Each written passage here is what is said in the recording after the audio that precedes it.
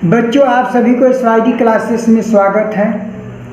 आज बच्चे हम धनावेशित आयन और ऋण आवेशित आयन के बारे में समझेंगे और ये जानेंगे कि धनावेशित आयन और ऋण आवेशित आयन क्या होता है। देखिए, धनावेशित आयन जो होता है, यदि कोई परमाणु इलेक्ट्रॉन का त्याग करता है तो वह धनावेशित आयन या धनायन कहलाता है। यदि वही परमाणु इलेक्ट्रॉन को ग्रहण करता है तो वह ऋणावेशित आयन या ऋणायन कहलाएगा।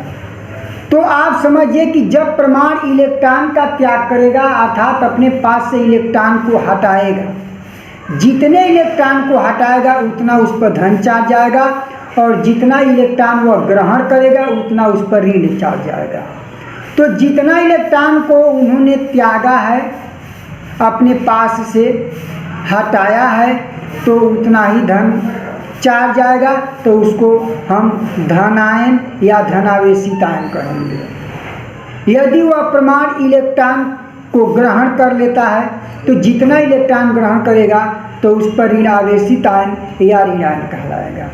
जैसे में आप देखेंगे, कुछ सामान्य धात्विक परमाणुओं में धनायन तथा अधात्विक परमाणुओं में ऋणायन बनाने की प्रवृत्ति होती है, जो कि उदाहरणार्थ है यहाँ हाइड्रोजन है।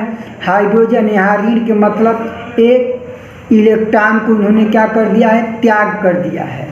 एक इलेक्ट्रॉन यहाँ पे है, तो एक इलेक्ट्रॉन को जब त्याग कर दिया तो ये आपका हाइड्रोजन आयन बना दिया। इसी प्रकार सोडियम है। सोडियम भी एक इलेक्ट्रॉन को त्याग करके यहाँ पे सोडियम पर एक धन चार्ज आ गया, इसीलिए यह जो है सोडियम पर जो है एक धन चार्ज आने का मतलब ये धनावेशित आयन हो गए, अर्थात ये सोडियम आयन हो गए। फिर बच्चे यह आके कैल्शियम है। कैल्शियम यहाँ पे 2 लिखा हुआ, उसके बाद ई लिखा है, यानी कि ये इलेक्ट्रॉन है। तो यहाँ पे कैल्शियम 2 इलेक्ट्रॉन को त्याग कर रहा है और त्यागने के बाद इस पर कैल्शियम पर 2 धन चार्ज आ गया, ये कैल्शियम आयन कहलाएगा। इसी प्रकार आपका एल्युमिनियम 3 इलेक्ट्रॉन को त्याग करता है, तो यहाँ पे एल्युमिनियम आयन हो जाता है। फिर यहाँ पे देखेंगे, अब यहाँ पे क्लोरीन की बारी आ गई। क्लोरीन जो है एक इलेक्ट्रॉन को यहाँ प्लस के मतलब ये ग्रहण कर रहा है और ग्रहण करने के बाद ये आपका जो है क्लोराइड आयन बनाता है, अर्थात क्लोराइड ऋणायन कहलाएगा। इसी तरीके से सल्फर 2 इलेक्ट्रॉन को ग्रहण करता है, तो यहाँ पे सल्फाइड ऋणायन कहलाएगा। और फिर आपका नाइट्रोजन 3 इलेक्ट्रॉन को क्या कर रहा है, ग्रहण कर रहा है, तो ये नाइट्राइट ऋणायन हो जाएगा।